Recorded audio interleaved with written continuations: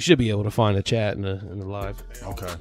Devil's Kush. I'm putting that up so everybody see that. Devil's Kush. Jerry's gonna be Jerry. Ain't that the truth? Jerry And we're coming in live. Jerry gonna be Jerry. Checking the mic. Oh, there it is. Is that it? It's your favorite content creators' favorite content creators. Yeah, there it is. Yeah. Don't get that wrong. Come on in here. Who's that? T Smooth. What's up, baby? Boo Thang. What's up, Boo Thang? Who's that? Spiffy. Yak. 4953 Fire. Get on in here. We said 9 o'clock, but that's all right. It's a holiday. It's the holiday. It's Thanksgiving holiday. So y'all ain't got to go to bed. Stay on up. And let's kick it tonight. T Smooth TV. That's my dog. He said Jerry gonna be Jerry. Jerry gonna be Jerry. That's my dog. Shout out to T Smooth TV. G, he been around since like almost the very beginning. I need some dapper moments. Shout out to you, T Smooth TV. He been Also, there. he remembers Silver and Blue Nation. Yes. He been there since the beginning.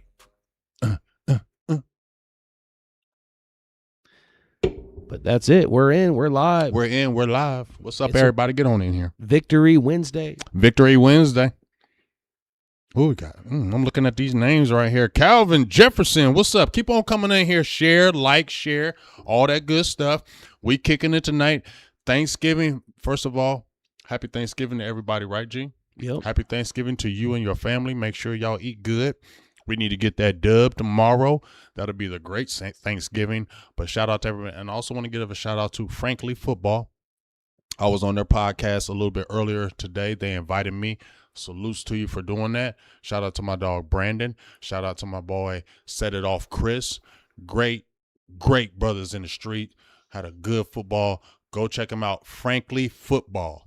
If you're not subscribed to them, please let's go ahead and build them up. Give them a shout out. Give them a like. They're good guys and they know some football. So go ahead and give them a like. And I appreciate y'all for letting me grace in the show tonight. Thank you. And before we get going, another comment come in from David Bellier. That's my guy. Love you, dog. He said, "What's up, Big Game James? Let's go Cowboys." That's my dog. I love you. Everybody's pumped, excited about the game that just took place. We got another game tomorrow. It's crazy. Quick turnaround. Crazy? Yeah. But yeah, Dallas versus Philly. Mm-hmm. We saw some things we haven't seen around there, around those parts. Mm-hmm. Man, what'd you think of that one? Woo. That game was crazy, G. You know why it was crazy? Because I thought y'all was going to choke, like you always do. I thought when they jumped up 21-0, we was going to have the same thing we always have happen, G, right? That going to throw for 1,000 yards. They going to go crazy, come back and lose, right? We've seen it, the patterns and trends. We've seen this story too many times, so long. I thought it was going to happen again. This is going to be the same old Cowboys. But they showed me something different. This is one of the greatest comebacks, like second greatest comeback ever, I think, in the history. That's crazy, right? If you think about all the games that the Cowboys played, and that's one of the greatest comebacks ever, it was legendary to me because that's 21-0, G. I'm like, when they scored that 7 before halftime, I'm like, maybe. But we got to see in the second half. But that defense, it ain't because you Eberflus, you got players. But that defense really stepped its game up, made the plays when they did. And did you see the last play when they kicked that field goal? You mean when the Cowboys hit the game winner? Mm-hmm. I watched it on, somebody posted it on Twitter, G. Luke Schoolmaker missed his man. And dude almost blocked it. He would have held him, but he was smart. I'll give you that, Schoolmaker. He put his arm out, but he let him go. And the dude just missed it. But he came off the line. He was like 2 seconds, like a second off. I'm like, bro, this is the game winner. You got to be blocking. Get Schoolmaker out of here, please. Yeah, that game was wild. There's something different about this team. It just seemed, well, maybe it's Dak. I don't know what it is, but you talked about how you felt good when they scored the touchdown right there before the half. But I wasn't feeling great at that moment because the defense didn't really show a whole lot up to that point. You felt like, all right, they're just going to keep airing it out on us. Same thing you've been seeing before, kind of when that game started, just wide open guys in that zone. And but yeah, I guess Quinnen Williams had a little halftime talk and shaped these. You was boys reading up. my mind, wasn't Yep. you? You was reading my mind. That's why you my dog. Yeah. Quinnen Williams came in with the halftime speech, and you know what, G? It hits different when you got a dog. Now, please don't think I'm trying to be funny, but if Mozzie Smith stood up in front of everybody and said, we got to do it, we'd be like, sit down, Mozzie. He ain't proved nothing. You ain't proved nothing by listening. You sit your ass down. Quinnen Williams come over here and said, hey, I ain't saying this is what he said, but if I was Quinnen Williams, this is what I'm saying. In that halftime, we down 21-9. Hey, I ain't come over here from the Jets who are losing and all that to be doing this. That's not what I came over here for. I came over here because we got players. I got a chance to start winning. That's why I was excited to come over here and look what we're doing. I'm not standing for that. And if you listen to Quinnen Williams and his talking and his sounds on the sidelines, bro, Quinnen Williams be talking to these dudes. He was talking to Q, and he was like, hey, I got you on that. You got, hey, take that. Don't stop playing around. Go ahead and get the heat. Like, I got you, Q. I got you. He only been there one game. He already showing that leadership. But like I said, when you're a dog, it hits different. When somebody is standing up and is an animal, he's putting in the work, going hard all the time. That word resonates. It hits different. And you know what? That second half, you saw the difference. You saw the attitude. You saw the playing. And I'm just, like I said, Quinnen Williams, bro, we ain't had a defensive tackle like that in 1,000 years. It just feels like. And now, you know, the frustrating for me thing right now, G, is this be pissed me off if this was a too little too late. This will piss me off because tomorrow's not promised in the NFL. You got to win now every year. That's what kind of frustrates me about the front office, how they always want to rely on the rookies and, you know, don't want to get the players and always want to build for the future. Bruh, the future is now every year because in the NFL, it's one of the most physical sports out there. Any play, your top player could go, and it changes the whole state of your team when one of your top dogs go down. So we could say, oh, we got all these players for 2026. We got blah, blah, blah, and blah, blah, blah, blah. And then an injury happens. That changes everything on that year that you were thinking about, right? So that's why you have to win now. That's why I'm frustrated. You lost those bad losses against Chicago, Arizona, and the Panthers. Bad losses. We talked about it, G. Those losses early in the season come back and haunt you, and they can do that, right? Because you had those losses, now you pretty much have to win every game. You can't lose any games now because of those bad losses early. You don't have any cushion. You don't have any room or margin for error. So tomorrow it's going to be tough because I'm worried about the letdown. You were on a supreme high, all that emotion in that Eagles game. Now you got to bring it back against these Chiefs. And guess what? These Chiefs are playing for their playoff lives too. So they not coming here, oh, we got a cushion. No, they coming here, we got to win too. So they're bringing their A game. You best believe you got Andy Reid, one of the best coaches ever. And Spags on that defense is going to bring some stuff. So I better see some real coaching from some Schottenheimer and Eberflus in this game, G. Yeah, we will get more into that game. I didn't mean to jump. But going back to the Eagles game a little bit, you were talking about Quinnen Williams and like his leadership, and maybe they needed that leader in there. They didn't have a true leader because, you know, the thing with Diggs, and he would kind of be that veteran guy, but you said he was having issues with the front office. Ain't nobody listening to But Diggs. yeah, maybe they just weren't. Let's keep it real, dog. Ain't nobody listening to Diggs. But maybe though, you know, they needed a leader guy like that to come in there, and that's what they were also missing, like you said before, help get the best out of these guys. Someone like him's gonna make everybody else better. He also had a career high, I believe I read that stat right, a career high 8 pressures in that game, which is pretty crazy to think about in your second game with the Cowboys. Isn't that crazy? He's been playing this long, and that's a career high. You would think that, and when he was in the top 100, when he had his crazy All-Pro year, when he got like 13 sacks, you would thought he'd been killing everybody in pressure. So that's pretty good. But honestly, I think Quinnen Williams is happy in Dallas. He says, you know what? I actually got a chance. I got a team around me. I actually got a chance to do something. So I'm really bringing it. And I ain't gonna lie, bro. I just love everything about Quinnen Williams. I'm good. I just love everything about Quinnen Williams for the simple fact I love a guy who has the ability and works hard.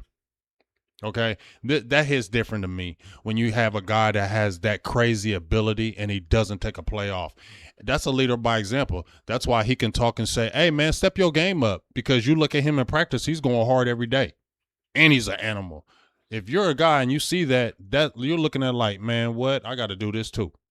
And I'm just glad we have that because just like you said, if other people might be speaking it, maybe they don't listen to it as much. But when you have a guy like that come over and he's instantly bringing it pressure, he's bringing it, he's getting sacks, he's getting pressures, he's stopping in the run game, and he's like, hey, we need to step it the F up. Now, I'm listening to that and I'm like, yeah, we got to get better.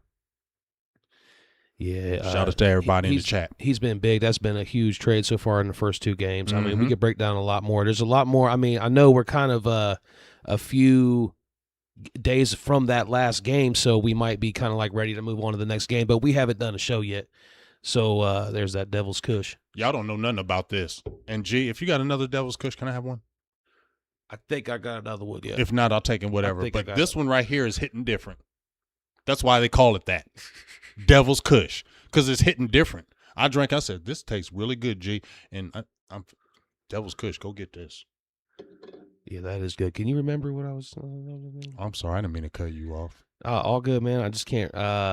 We were talking about the game, the Eagles game, because there's a lot more to dive into. In that game. I see drops and George Pickens going crazy. Yeah, so CD drops, Pickens, yeah, all the stuff we talked about last week pretty much came true for the most part. I mean, being down 21-0, we were texting back and forth. I was saying, the Cowboys always have that snowball effect where it's either going really, really good or it's going really, really bad. Right. Usually that's what would happen in that situation. You be down 21-0, it just continues to snowball. You get a big blowout. You're chasing the points the whole game, and you're padding all the stats so your stats look good.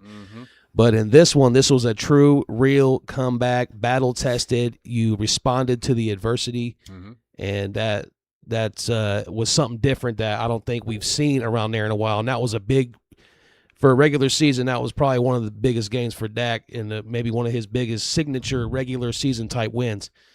I know he got the Tampa Bay game where he blew out Tom Brady, and that was Tom Brady's last game. But this was different because you had to face that adversity and overcome that. Obviously, you don't want to have to win that way. Hopefully, you don't have to keep trying to, get down and come back. But to be able to do that just says a lot about your team and your coaching and all that. See, here's the thing, though, G. I'm feeling everything you're saying, but that all will go to waste if you don't win tomorrow. Yeah, tomorrow's a big one. We will get more into tomorrow. We definitely will. There's a lot more. Because how you leading up, you can't have a game like this and lose tomorrow. Y'all showed us something that we haven't seen. It's going to go to waste if you lose tomorrow. Because what's the thought going to be back in their head? Same old Cowboys. Yeah, it will be. But I do think even if they don't make playoffs this year, because I think there's a chance you could win out and not even make the playoffs. If that were to happen, you still would feel pretty good. But, yeah, you'd need that win tomorrow to add that to that signature-type win to feel real good going into next year if you don't make it this year. These 3 games, Eagles, Chiefs, Lions, are some defining moments. I heard them on these publications saying these 3 games are Dak's defining moments. No, they're not to me. This is the team's defining moments. The culture's defining moments. Is this the same old Cowboy? So this ain't just no Dak thing. This is a Cowboy thing. Don't put this all on Dak. Oh, this is Dak's defining. No, it's not. It's the team's defining moments because we know the team has choked in these without Dak. We've seen it with other quarterbacks and other players. So don't put this all on Dak, dog. This is a defining moment, 3-game defining moment for everybody. Dak has already showed it. You see what he did? Bruh, you see what he did? He brought us back in them games. He brought us back in that Philly game. And you know what? That sounds a sideline. It hit different this time, and I don't know why. G, listen. The thing I really love about Dak is when he talks to you, every time he's getting off the sideline, he's like, let's go, man. Let's go. It's okay. I know you might have did this. Might have did that. We got it. We got this. Bro, that keeps you inspired. It does. I don't know what y'all been doing, but I played sports. And if my leader is always encouraging us, because I've seen quarterbacks after the play is over, they over by themselves or they ain't talking to nobody. You feel me? He comes off there, okay, low, let's get this, let's get that. I know, but let's go. Let's keep up the energy. That keeps you going. So, man, dog, that stuff he do off the after, not when they're playing, the stuff he's doing off, that's what we need. And I feel like, we got some of those other guys, but what he did in that Philly game, what that team did in that Philly game, 21-0, dog, like for real. That big sack by Osa, that was huge. Yeah. That was huge. Yep. That was game winner. Mm-hmm. That was game winner. Osa had 2 big sacks these last 2 games. The Kenny Clark effect. Yeah, and you said it that Osa would be better with Clark, especially with I'll tap that. Yeah, with Williams coming in too. That was going to make Osa a lot better, and I think that's a product of that. I mean, they're still not getting a lot of pressure. I'm a little bit worried because Hurts still had a lot of time to stand back there and look around. He just maybe not be the best processor or passer or whatever they say about him, but he had too much time. I feel like Mahomes might be a guy that's going to pick you apart if he gets time like that. Great way you kind of segued to what I wanted to talk about right quick. Boss Cowboys mentioned this. Me and him were talking, but he mentioned this on Twitter. Go check out Boss Cowboys. Y'all already know who he is. Check out his Twitter. And I believed him, and I retweeted because I 100% agree with him when he said, yeah, Dallas' defense is doing a lot better, stopping the run, all that. But it's still not as good as it could be because of Eberflus. Because he's still sitting in that zone. See, just like with Marinelli, dog. Marinelli, he had the Saps and the Simeon Rices and all them. And he relied on that. See, when you got that front, I'm like, well, I don't got a blitz. I got that front. But guess what? That is outdated now. It's 2025. These offenses are not like that in the early 2000s or the late 90s. These offenses is tricky. You can't just be sitting back in them zones just because you got a good players and think you can still do it that way. Yeah, you got to kind of way with it, but you just mentioned it. Hurts still had a lot of time in that pocket. Why? You weren't sending pressure. Oh, you're thinking – I'm not saying this is happening, but are you thinking, we got Quinnen Williams now. We got Overshown back. I don't got a blitz. No, still send pressure. Still be exotic. Still be, tricky because I guarantee you Spags is going to do that. Spagnola's going to throw the kitchen sink. He coming with blitzes. He going to come with disguises. He's going to show different fronts. He's not going, he wants to control the game. You feel me? And Eberflus has to come in there. Don't just sit in the zone. You just said it, G. Pat Mahomes is a different animal than some Jalen Hurts. We know Jalen Hurts is not throwing that ball. He's going to either throw the deep ball or he's going to hold it or he's going to run. We know with Jalen Hurts, that's not what Pat Mahomes is doing. Pat Mahomes get pushed out of that pocket. He's looking downfield the whole time. We talked about it even on Frankly Football, G, that when Hurts gets to moving, them eyes drop a little bit, and now you're not looking to throw the ball in those laser mid-range, the intermediate throws, because you're looking to make a play now. Pat Mahomes is looking downfield. He's looking to hit a bomb, an intermediate throw. He's looking to still you seen him throw. He toss it, throw it in. He don't care. But also, Pat Mahomes will run on you. Pat Mahomes got scrambling ability. You feel me? That's an underrated part of his game. I think he had a big run in the Colts game to help them, and it's always on the 3rd or 4th down. Pat Mahomes get like 13 yards rushing. He ain't the fastest, but his rushing is underrated. So the Cowboys are really going to have to look at that too. Make sure they contain him because Pat Mahomes will break that pocket and will rush that ball. You got a different animal against him. So Eberflus, you got to show something different and not stick in that zone all the time and think, well, we got these players and we can keep it like this, because you're dealing with an Andy Reid. Andy Reid is one of the best coaches in the NFL ever. He's going to eat that alive. And him and Pat Mahomes are going to have fun. They got Worthy that I think is playing. Rashard, that Rice kid, he's pretty good. He's pretty good. And I think Pachenko or whatever his name is, he's playing in this game. And he runs like an animal. Like a barber. Reminds me of barber. You feel me? We can't let him start to get rumbling and stumbling. Okay? So this is a different animal. So come with some stuff, Eberflus, or guess what? It's going to be a long day. Yeah, you had mentioned, I'm glad you mentioned that Pat Mahomes' rushing ability, because playoff Pat runs a lot more. It seems like when seasons on the line, games on the line, he He'd uses do his whatever. legs a lot more.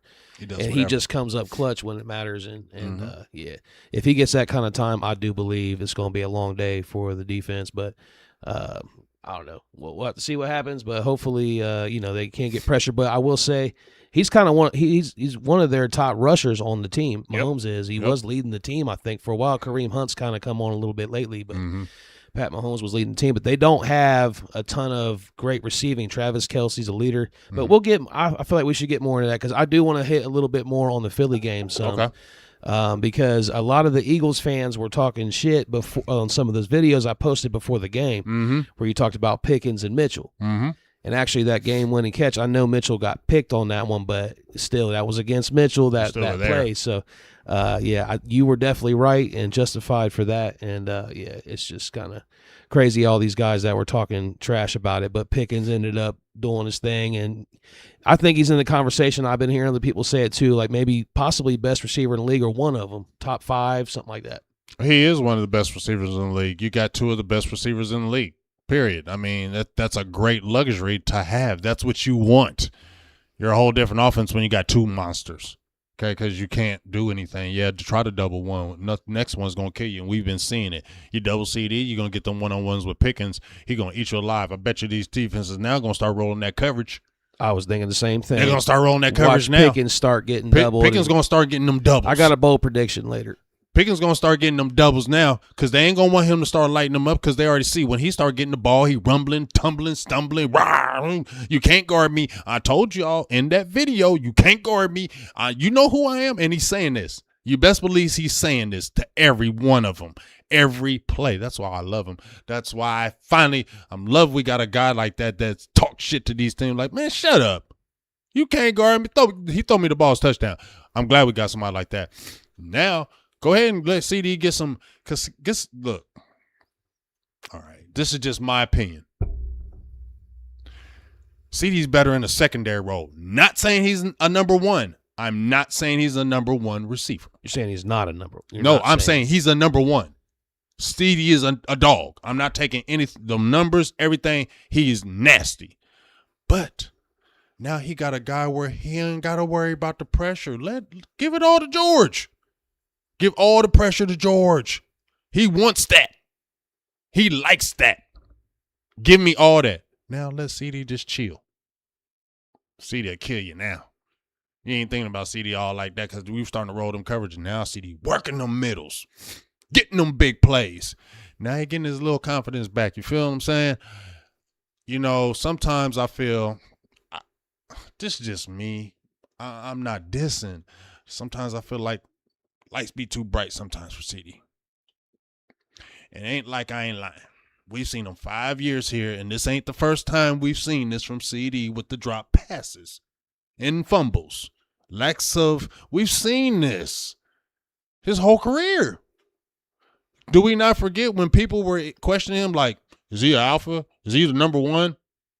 People were questioning that before he got that big money, and then he had that big crazy year, and then they're like, okay, that's CD. So it wasn't like people weren't talking in the streets about him. I'm just glad he has somebody like Pickens. Let Pickens take all that brunt and that heat from him and just let him kind of just lay in the shadows and just kill everybody because I feel like CD is better in that aspect. When CD got to be the man, yeah, he make plays, but you know CD in the clutch times, I ain't going to lie. When we just had CD and it was clutch times, I'm like, oh, is he going to make this catch? Sometimes I'd be wondering. Now we got somebody who he ain't got to have all that pressure on him. I think he'll be better. Let it happen naturally like that, and it'll be great. Yeah, he's still, like I said earlier, he's still on track for a 1,000-yard season. That would be 5 straight if he were to do that, and it may be a little bit of a down year, but he is averaging a career high in yards per catch this year. So he's still making – what's that? No, good. I'm just having to take on so I can see. Yeah, he's still making really big plays. Shout out to you, Sugar Daddy. What's up, dog? You know, he missed a few games, so he's still on track. I know he has some drops, but that's why you get a guy like Pickens to have 2 guys like that you can go to. But yeah, I got a bold prediction for CD Lamb for this game. I'm just gonna go ahead and say it now. 10 catches, 150 yards, 2 touchdowns for Lamb because I feel like they are going to try to do Take something Pickens about out the Pickens, and that's going to open up the one-on-ones and stuff like that for Lamb. And I think he's going to just Have kill a him. great bounce back Yeah, game. because he's he admitted that he messed up. He said I got to catch the fucking ball. He said that. So I respect that. Yeah. So he yeah. I don't hate Lamb. I like Lamb. I like CD. You know what I'm saying? He just a kid. I ain't never really looked at, even when Micah Parsons was here, those two had great talent, but I ain't never looked at them as like leaders. And that's not a disrespect to them. Like, ooh, we going to CD. No, I never thought that. I just know, even with Micah, I just like, Micah, make a play because you nasty like that. CD, make a play because you nasty like that. Leaders is like that. You know what I'm saying? Like Solomon Thomas now. Osa. I know Osa's a leader. Even Jake Ferguson. I want Jake Ferguson to run faster. But I know Jake is a leader because Jake brings it every day. I know Jake work hard every day. I know he does. And he goes all out. Them is the leaders. Just because you one of the best players on the team don't mean you the best leader. No, it don't. And I think that's the problem we have. We put these players in the automatic leadership role because they're so damn good. We think they should automatically be leaders of the men, right? But that ain't true with all of them. Some of them just so damn good. That's just what they are, but they just ain't the guy that you want them to be the leader. You know what I'm saying? And that's okay. You try to force it on them, then it's just not a good thing. We're trying to force it on Mike if we're keeping it real. What if we didn't have Pickens here and Lamb was doing the same thing? What would we be saying? Ooh, he would be getting a business right now. He would be getting his ass tore up. Especially if we were losing. If we were losing and he was dropping passes like this, like if we didn't have Pickens and they went to them and we came back and CD dropped that ball and Pickens wasn't there, CD would out. If he had Twitter, he'd have to turn it off. He had to turn it off to it. He couldn't go out. Couldn't go nowhere. They're going to tear your ass up. That's why I'm glad we have Pickens, because it mentally helps to me, CD. Because even though people are talking about CD, they'd be talking more if we didn't have Pick. Yeah, what'd you think about that ball that it was a fourth down play? I think it was after that locked punt that hit CD right in the 88. Yeah, but he jumped up and was kind of like telling Dak, you got to get it out here more or something like that. I don't want to hear that shit. Wasn't it something like that, though? He was kind of like telling Dak, you got to put it more over here, but it hit him right in the hands. Because when they showed the replay, because when it happened, I was like, maybe he hit it. That was my first thought. Because the way he jumped up, I'm thinking maybe he hit it. When they showed that damn replay in slow motion and that joker said, bink it. Right in the gut. Bink it. That was that pressure. That was pressure. And you just choked it. That's just the truth. Like, you just choked it. It wasn't no bad pass. Dak didn't have to throw it anywhere else. He threw it right where that was an amazing Did you see pass. that damn coverage on him? That coverage was all on him. That's why he had to laser it right there. When your quarterback, who people be much maligning him and dogging him for not making them throws, when he makes them throws and you drop it, that's a diss to Dak. Man. Because then they be trying to talk trash about Dak. Yeah. Dak can't make them throws. Dak can't make them throws when it mattered most. He just threw that when it mattered the most, and you dropped it, dog. Don't be blaming nobody else. Stand up and eat that. It hurts. I know it does. You don't want to hear it. I know. I wouldn't want to hear it. I would hate it. I would hate it. I'd go home and be mad. Go home, but you're going to have to eat it. But you're going to have to step your game up, dog, because, I mean, you the man. You one of the man. You gotta make them plays. And don't be pointing up here or pointing over. You should know. He did where he's supposed to. You got to make the play. I don't like the smiling after some drops and stuff like that, too, because I feel like, I mean, I don't know what it is, but like I feel like really taking it that serious if you're smiling like that. I just feel like he's still immature. Maybe that's it, yeah. I just feel like CD's still a little immature. I mean, you shouldn't be, in my opinion. You're like in the league year 5. You know what I'm saying? Mm-hmm. I don't expect you to be come on, guys. Right. I don't even look at CD like that. But he pouts and He hasn't faced a ton of adversity. He's had a great career so far. This is kind of the first time where he's kind of like, I know you said early on they were talking about him, but they was talking about he him. was young, a first year, second year. I know he was drafted first round. Yeah. But then he's had, like I said, 4 straight 1,000-yard seasons, 100 catches or more in like the last 4 or maybe 3 seasons straight. But he's had a great career up to this point. And he's got the 88 too. I think this is the first time he's kind of having some adversity like that in his career. I know he's had some things, but he kind of developed a lot with us too, and really became that guy in that 23 season with that 135 catches. He did, but they didn't have nobody else. Yeah. Who else was there? Cooper was going out. Dallas didn't have nobody else. They literally went to them because we didn't have nobody else to go to. That's why CD was. I'm not lessening what he did. You feel me? I'm not lessening what he did, G. But we didn't have nobody else. You just said it. He's still getting good numbers with Pick, and he missed a couple games because he's just naturally good. Yeah, with the drops and everything. But I'm just glad we got Pickens because he's just different. I don't know how to explain it. I don't know how to tell anybody.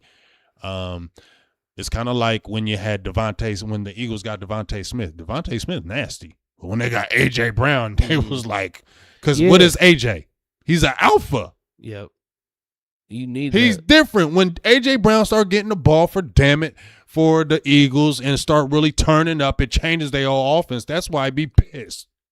I was thinking about that drop touchdown, something else on that play. Dak was also about to get hit, pressure right in his face. Perfect pass, man. How do you feel as a quarterback? Yeah, imagine how good Dak's numbers would be if not just him, but other guys too, like caught balls that he put right on the money, man. Just imagine how much better his numbers would be then as well. It's kind of sad, but they got it done though. They got it done, and that's the good thing. I haven't seen it. So I haven't seen it.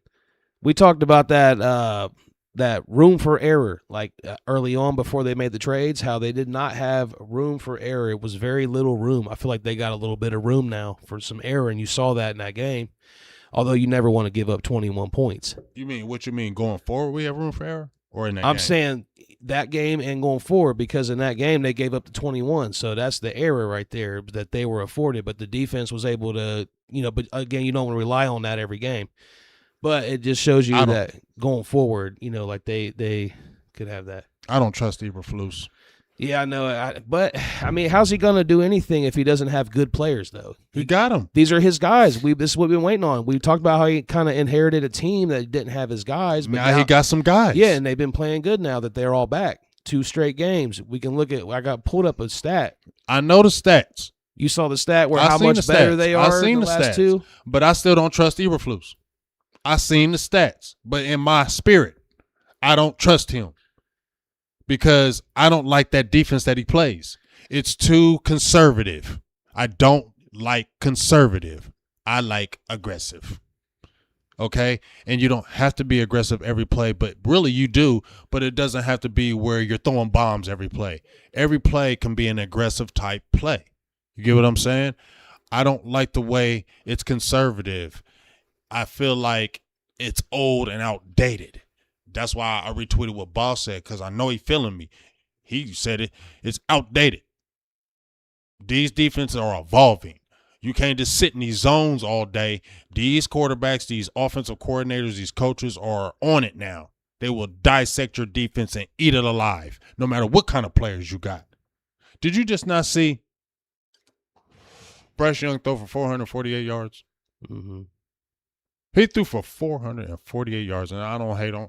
Please, I want to see that young man succeed, but I'm sorry, he's just not that guy. He should never been drafted number 1, and he's in a terrible situation because he's not that guy. He ain't threw for over 200 yards in any other game. He threw for almost 500. You know why? Because that defense was – you got the defensive players on that team. He's sitting there just leaving zones, and you just letting them get 5-7 yards. The zone is – oh, you just going to let me drop it here? Boom, boom. They add up. Boom, boom, boom. Bro, that adds up in the game. I don't want to see that. No, I hear what you're saying. I agree that with what you're saying, but I feel like something I said before, this is a different angle to look at it. I was saying if the defense could just be middle of the pack, just a little bit better with the offense like they have, you don't need them to be great. We don't have to be number 1 defense, but if we can just be middle of the pack and score I said that before too. I think if we could score 25, we could beat the Eagles. They got 23. But anyway, if you could score 25 to 30 points a game like they had been doing, I don't think your defense has to be immaculate or like amazing, but I think they could be middle of the pack, not dead last. You're going to have a lot more chances to win games that way. That's true. You can put up a lot of points like that. I agree. And you can get timely stops. I know we're hard on them because we want the number one best defense, but I do think we don't have to be number one to still be able to win. We don't. I just look at it like, this is my thing. I what you're saying, I agree with. A lot of those games been high scoring, close, blowout, or not blowout, but like high scoring, close games. So you only need them to hold like one or two more times a game. Back then, you had a good shot to win because of how many points you're scoring. But we always say you can't rely on that. But I think a lot better than what they were, then you got a good shot with that offense. I feel you. Listen to this angle that I'm going to give you right now. I agree with you. What you're saying, like the way they're playing now, if they just play like that, we good. Mm-hmm. You feel what I'm saying? If they play like that, we okay. We got chances. So I feel what you're saying. Now, hear what I'm saying on this. If your defensive coordinator just tinkered a little bit, because you got a Overshown now, you got a Quinnen Williams, you got real pieces. Overshones look good. You got real and Revel, we talked about him. You got some real pieces. You feel me, dog? You can turn this defense into good, into nasty. When you have a nasty defense and your offense is lit, bro, you start just really changing. I feel like that's when the football gods hear you and other teams start losing. This team lost out of nowhere. Bro, it happens like that. When y'all start really turning up your team. We seen it with the Giants when they made the runs, and the Steelers when they defense start really turning up and getting the Strahan and Osa and all them guys was getting them sacks and coming out of nowhere and killing it on defense. The offense lit up and they started just running through teams. And then all of a sudden these other teams started losing. Boom, boom, boom, boom. They get in the playoffs and we ready to kick your ass now because we on full steam motor. We don't think nobody can beat us. I need that defense to get like that offense because when both of them matching, dog, and we got the guys that do it. I need them coordinators. Continue to do what you're doing, Shotty. Don't get scared tomorrow. Because you're dealing with a dog and a coordinator. Don't get scared tomorrow. I love how you've been coaching. I need to see that tomorrow too, G. We need to see good coaching tomorrow. Yeah. Yeah. That I feel like with the going back to the Eagles game a little bit, I know we're almost done with that, and then we'll go to the Chiefs because that's pretty much what we're talking about here today. But that penalty on Flournoy with the block punt, he actually touched the ball. Yeah. So that refs messed that up. That put us in a big hole early there. Mm-hmm. But if you look at a lot of the Cowboys' missed opportunities in that game, that probably should have been a blowout, really. When you look at it, like, would you really break down like the plays that they missed? Mm-hmm. I think that it should have been a big blowout. Any other notes from that game? I know Dak broke the record. Yeah. So that's a good thing right there. So he passed Romo, and then he's about to pass Romo. He might do it record this year with Romo with touchdown passes. He's gonna own every Dallas Cowboy record when he retires. Period. I was going to say he currently does in a lot of other categories too, like completion percentage, rating.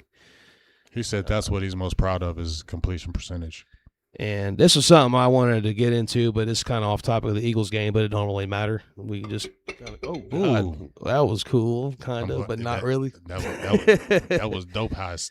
Yeah, we can kind of get into it with. I wanted to kind of ask you. This has been a debate for it used to be a bigger debate before, but Dak passing Romo with all these records. So Dak passed Romo as all-time passing yards leader. He needs 13 touchdowns to pass Romo. Could do that this year. He's got 23 less games than Romo played right now and 28 less picks. And like I said, leading in completion percentage and rating.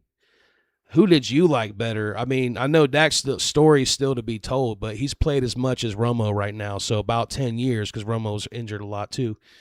So they both have played, at this point about a 10-year career. We'll just say 10 years each. Who do you think had the better, Their numbers are so close. It's really crazy. Their numbers are like deadly similar in everything. Dak just has a lot of years left, so he's going to crush everything. I'm taking Dak, and it's not just because he's active. It's the truth. I love Tony Romo. I ain't gonna front. I love Romo. I know he did the dumb shit. Man, he used to piss me. He pissed everybody off. Let's say if you were a real Cowboy or you just a Cowboys fan, Romo pissed you off. He did. But I loved how he could just, man, we'd be down and he could just come out of nowhere and just dog. Like, we be down. Like, I ain't gonna never forget that Buffalo game. You feel me? When he threw them 5 picks, I was watching that game. And the fact that we came back and won that game, that was amazing. That was a really cool comeback. That was amazing. That was a better performance, I think, like as a comeback than the Monday. Because he had to make a couple passes in that game. I remember he made a couple completions to T.O. to get them in field goal range, and they had to be there. They had to be there, or the game was over. And he made them. And I've seen Romo, as many dumb shit he did, that motherfucker made some clutch plays and throws, and it'd be crazy. So I gave Romo I love Romo. So, you know what I'm saying? Like, for real. He was a dog. For real. But Dak, to me, just his leadership, that's what to me separates. How he's a leader of men. Romo was not that. And that's the difference with me. Dak's a leader of men. Like, if I had a choice to play for Romo or Dak, I'm playing for Dak. Every time. Yeah, I'm a player, and I have a chance to play with Romo or Dak. I'm playing with Dak. Every time. Every time. Not even close. I do remember early on in Romo's career, that was kind of like one of the question marks on him. Is he a good leader? Mm-hmm. But I do think some of his not success is some of the stuff you said earlier about the culture. Mm-hmm. Because there were times where we talked about it, Romo go down, win the game for you with 30 seconds left. Yeah. But the other team get the ball back, but the defense will just straight give it up. They'll put him right in field goal range. They'll kick the game winner, and it's like, damn, Romo won the game. He didn't get to see the ball again. The other team won the game. That happened a lot for Romo. A lot, because Romo will bring you back. You'd be like, we were just talking about it. When we did a show, we did a short, and it was like, Romo's like, damn, y'all just scored and I'm back on the field. Yeah. You just scored. Do you know how much pressure that is? I guess we don't understand it because we're not. You want a refill? Hell yes. You want? I'll see if I. You know I want a Devil's Kush. But we all would say all the time, dog, do you understand how much pressure that is as a quarterback when your defense gives it up at like 3 to 4 plays and the pressure of you have to go back and score not a field goal, but a touchdown. Everything, and you got to evade the rush. You know how many times he was escaping the pass rush? It's not going down perfect, and he's in 3rd and 15. Yeah. You feel me? Romo could throw that damn ball. I don't care. I think, in my opinion, it's just my opinion, if we're talking about Dak and Romo, I think Romo threw a better ball. Don't hate me. Romo threw a pretty-ass ball, dog. Like he did, and it was soft. Romo threw a pretty ball. I don't care. That's just me. Romo threw a pretty ball. Like, and that motherfucker just be like, yak it. I mean, yak it. Like, he did it. You know, Des Bryant loved him. Bruh, he threw soft passes. And they be hard enough where you can't intercept it, but soft enough where that receiver's catching it right in stride. He hit you in stride. That was Romo. He hit you in stride. He played with some great receivers, too. T.O., Terry Glenn. And he was a dog with them. And he made guys who were nobody. Yeah, he somebody. made players good. Very good. Anybody they leave the Cowboys and do nothing. If you came with him, he's going to get you the ball. Like, if you make some good plays from him, he's going to throw you the ball. You feel me? Yeah, I love Romo. But I'm still playing for Dak. Yeah, I do agree with the leadership thing. I'm still playing for Dak because Dak cares. Yeah, I feel like that's different. Dak cares about you, And Dak is always just going to motivate me. I need that. I might, just like when Turpin dropped that fumble, Dak went right over to him. Let's go, Terp. It's okay. When your leader, your quarterback says that to you, I keep on trying to say these players ain't robots. These human beings, right? He probably feeling like shit. That your quarterback come over to you. Hey, get your head in the game. We got this. We gonna need you. Get your head back in the game. Bruh, if my quarterback is talking to me like that and telling me that, okay, I'm good. My quarterback ain't saying shit to me. Damn, I might make another mistake. One last little thing since we're talking about Dak. That interception. Which one? What'd you think? Whichever one you want. I didn't have another one. That's all right. But which one did I drink last time? I don't know if you had one of those. I'm looking. You keep talking, Jay. Yeah, I'm not sure if you had one. Well, I was getting ready to come back to you with with that Dak interception where he looked like he was kind of forcing it to Lamb in a double coverage situation there. It was double coverage. And it was forcing. It wasn't no, you're right 100%, G. That's what he did. But that's another situation in that game. Like, look how many points you could have had. You know what I mean? And then that after that blocked punt by that guy, Elijah Clark, what'd you think about that? I know there's been a lot of conversation about that. That Elijah Clark, the undrafted safety, I don't know if he gets time with the starters, but in the games. But a lot of people liked him in the draft. You know what I'm saying? And when we got him as a free agent, when Dallas got him as a free agent, a lot of people were like, "Oh, okay, that's good right there." He's a known hitter. You see, he got some range to him. He's gonna lay the wood to you. That was just inspirational in life. That's the only thing I think about that. That was a life moment for me. You getting your ass kicked in life, don't give up. You just saw it right there. Don't give up, because he kept going with it. He didn't quit, and when he didn't quit, look what happened. He made the play. To me, that's a life moment. That ain't even a football moment to me, G. I'm gonna just keep it real. That's a life moment. The way that dude hit him twice, pushed him down like he wasn't shit. You see how he was pushing him? Like he wasn't nothing. Mm-hmm. You feel me? And if you really looked at that play when he pushed him and he flipped and he jumped right back up, did you see how when the returner was coming this way, how when he got hit, he was flowing? Watch how he was flowing like he was like a heat sick him. He saw, bam. You know how hard that's to do in the NFL? Do you know how hard that is to do, period? You're a gunner. You're playing and somebody hits you and you roll back up and you flip and you got all that traffic in front of you and you have to see that man and lay the hit that he did. Perfect textbook. A perfect textbook hit, G. Not a regular hit. A textbook hit. That's why he fumbled.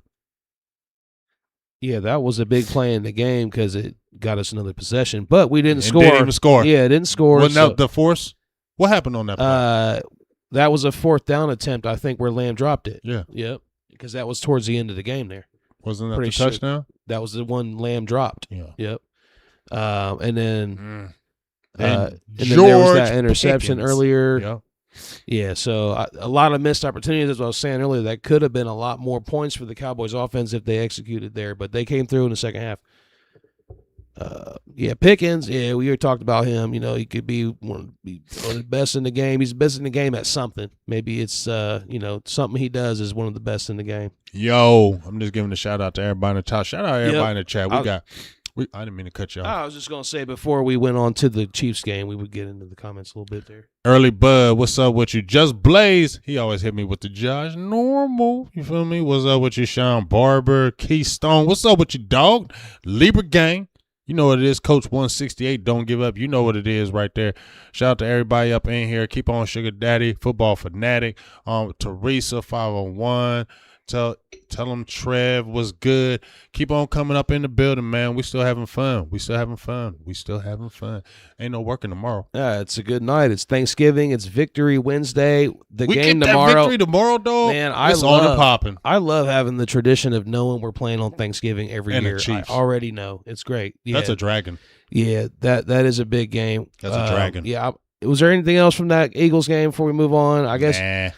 Only last thing I was kind of thinking was you had brought up Ferguson earlier, and I know you made a video on him. You got a lot of pushback on that one where you talked about Kyle Pitts. That was funny. But I appreciate that. Yeah, but he, you know what? I was thinking about it. The reason his yards per catch is so low is because he doesn't go deep. He's just slow. runs a lot of short routes, but that's probably the reason why right there.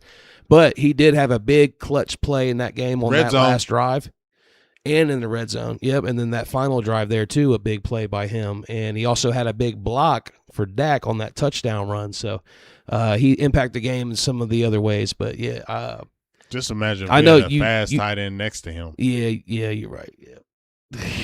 But, yeah, you did get a lot of little pushback on that one. Just I like that pushback. Comments. Yeah, cool. Me too. I like that video that dude did. I thought it was funny. I thought that was cool, too. I thought it was cool because he wasn't disrespectful. I posted it back to my story. Yeah, because he wasn't disrespectful. Yeah, he was just debating with you. Yeah, and I appreciate it. Yeah, he said, "Don't watch." He said, "Jerry Jones told." He said, "Jerry Jones watch your shit. Don't stop watching."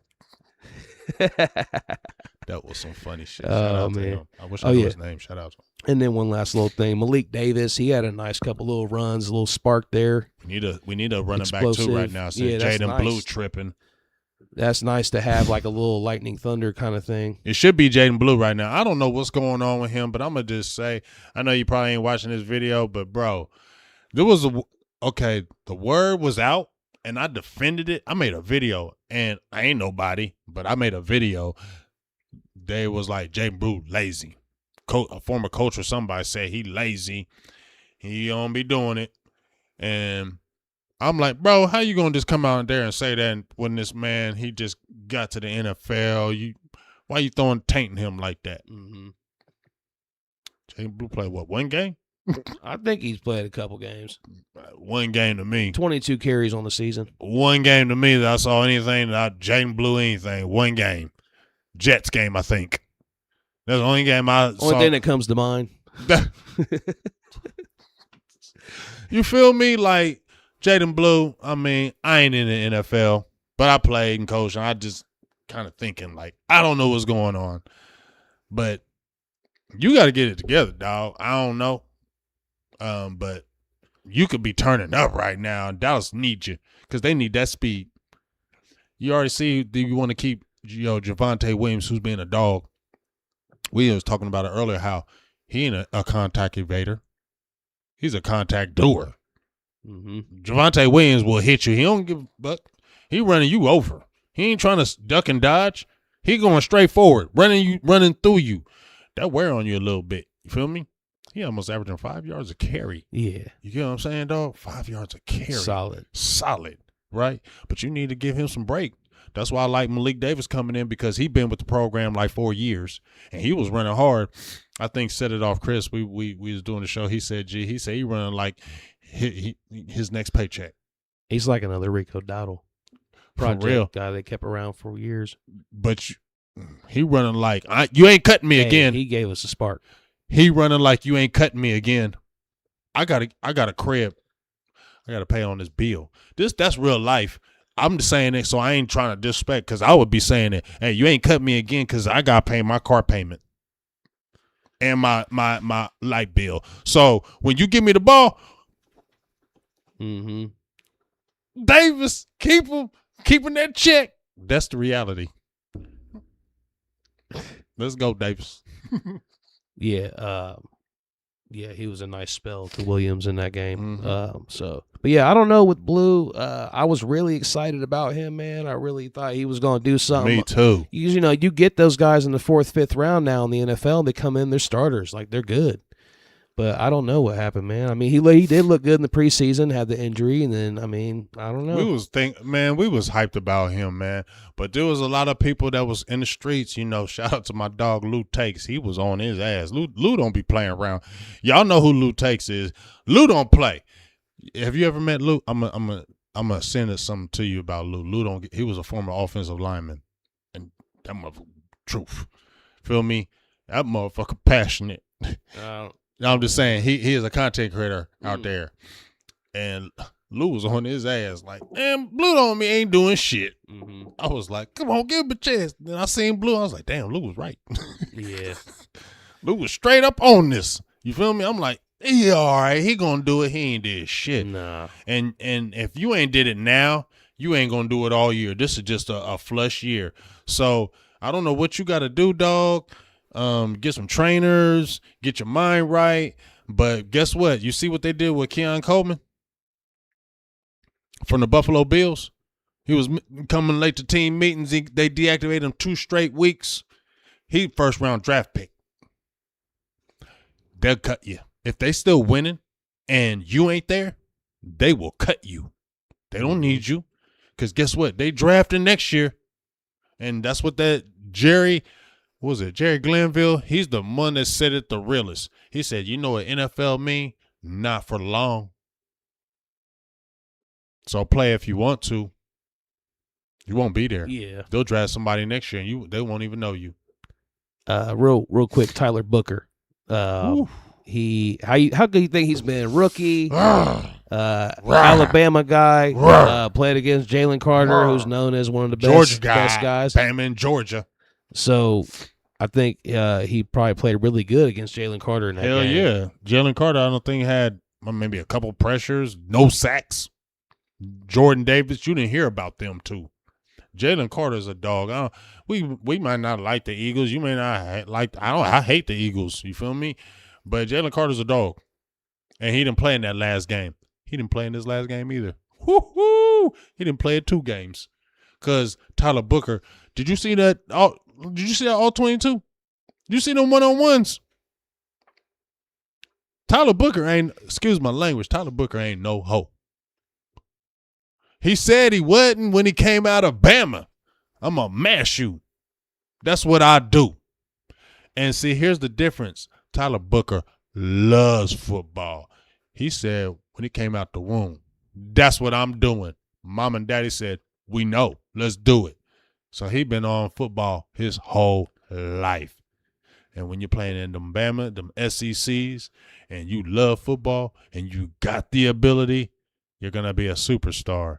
So he met a Jalen Carter, and he let you know that when you talking shit to me that week 1 and you was trying to intimidate me, that's why me and Dak had the back and forth. And then guess what? Me and you played, and I showed you how good I really am. So these battles that you going to have, Jalen Carter, you better start studying that tape. Because Tyler Booker, I know studies tape. And he ready for everybody. So shout out to the front office. They know how to draft offensive linemen. Shotty did say, no, we're going to be physical. Physical. My Olivia Newton-John thing. But they said they want to be physical, and Tyler Booker is doing all that. If we're giving a draft grade for him, A, and he missed some games. Yeah, I think people expected Carter to probably have a bigger game than he did. I was worried about it. But last week we were talking about some moves the Cowboys need to make with keeping Pickens and Clark. But I think, and you even said it too, Javonte Williams, he's like been a big part of this team and this offense. Is that another one that they need to lock him up? I mean, you said it before, like it depends on if he's wanting to take a nice cheaper type deal, I guess, kind of, you said that before. And then Brandon Aubrey, people love to talk about Brandon Aubrey. That should be an easy signing, right? Just lock him up. Should be. I mean, go ahead and do it. I'm not going to lie. I'm scared with field goal kickers because they fall off the ledge quickly. They just do. That's why I will never trust a field goal kicker. I don't care how much Aubrey is kicked, 65, 75, 80-yard field goals. I don't care. And I love Aubrey, but I don't trust him. I don't never trust a field goal kicker. I will never trust him. I don't care. So that's just me. So they can pay him if they want. That's them. I'm cool, do it. I'm cool. But I ain't trusting no Aubrey. That's just me. I ain't never trusting what he do because he can kick 65 in a row and it'd be the biggest game of the year and you miss. Then what? You feel me, though? You probably going to get some pushback on that one, but that's cool. That's fine. We like the hot takes. I don't care about pushback on that. I'll never trust I'm not saying you should. I'm just saying. Because we had Dan Bailey, and he was nasty. Remember when he started missing? Bailey was nice. What'd he start doing? Yeah. What happened? I think he had a solid year with Minnesota, though. But why did Dallas let him go? Yeah. Have you seen a lot of these field goal kickers that were great and all of a sudden they go crazy, they go left? What are they going to do to you? Mm-hmm. You're going to be gone. Yeah, Aubrey missed one in that game too. So we were talking about missed opportunities. Like I said, I'm just keeping it real, dog. He a dog. I'm not disrespecting him. He nasty, but I ain't never trusting you. Sorry. I'm not going to change my mind on that. Well, you're entitled to that. Yep. So, Javonte Williams, though, what do you think they need to do with that situation? Do they need to try to keep him, or do they need to look to the draft? Yeah, like a whole bunch of people. We got to have in the comments soon, but we're about to get on the Chiefs. But this one is the last thing they were people moving to left. the Chiefs. It was like, fuck Jane, fuck Big. I'm just fucking. With you. No, I'm just fucking with you. You know, people come and go. They're like, Big, what? I'm out of here, killing. No.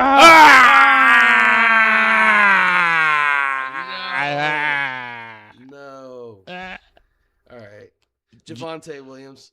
Javonte, G. Are they going to try to keep him, or do you think they're going to go to the dog. draft? Would it be better to? We're gonna talk about it right now. Would it be better to draft somebody that was cheaper, or try to pay him to stick around? He's been around a few years now. Well, that's the $1 million question now, G. Because guess what, Javonte gonna want some money because I think he's getting a bonus. If I'm not mistaken, if he gets 1,000 yards, he gets a bonus, $250K. I just saw it in the streets. And I think if he gets 3 more touchdowns, he gets another bonus. So here's the thing with Javonte. I say he gonna at least be wanting $10 million. From what you missed, a couple years? People said you was washed or done at that young age, and you came in getting like your rookie year like 900. You feel me? And people was having high hopes, and it wasn't like he was a 6th rounder. He was a high draft pick for a running back. And he comes right back in when he gets healthy, and he's showing what he did his rookie year. So Javonte gonna want some money. I'm thinking that. So you think they need to go to the draft then?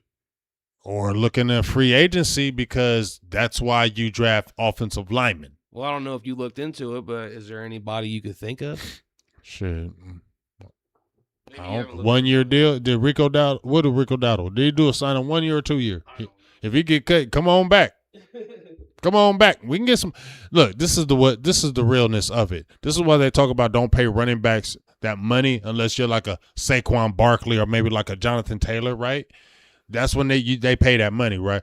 But the way it is that's why you build your offensive line. That's why you get Cooper Beebe. That's why you get Tyler Booker, Tyler Smith, Terrence Hill. I don't know how long you're gonna be here. Tyler Guyton, you've been all right. You've gotten better these last few games. So, and you're still in your 2nd year, so there's hope. We like Nate Thomas, but you draft them offensive linemen. Because if you get great offensive linemen, you don't have to have a great running back. So even though Javonte Williams is nasty, I don't want him to leave. I want to keep him too. But if he started saying, hey, and I'm not hating on no player getting win, I'm just looking at the perspective of the front office and the team and all that. You get what I'm saying, G? If he say, hey, I want $12 million. Yeah. Nope. Go ahead and get a different running back. And you get that nasty offensive lineman. Did you remember the Denver Broncos? Remember when they had Clinton Portis and they went Orlando Gary and then they went Mike Anderson? Yep, I do. They had like 4 straight years with all different running backs and they all got 1,000 yards. You know why? Because they had a great offensive line. Yep, Mike Anderson. Yep. Yes. And when they went somewhere else, did you hear about them? Nope. But guess what? You got that great offensive lineman. We get somebody else. So I want to keep Javonte Williams, but honestly, if he's go them crazy numbers, getting that draft, getting that free agency, because the offensive line going to still make that next running back great. So that's my opinion. That's a good take. Good take. All right, well, finally now we can get on to the Chiefs. Do we want to hop in for some shout-outs or something like that first? Shout them out, dog. Early Bud.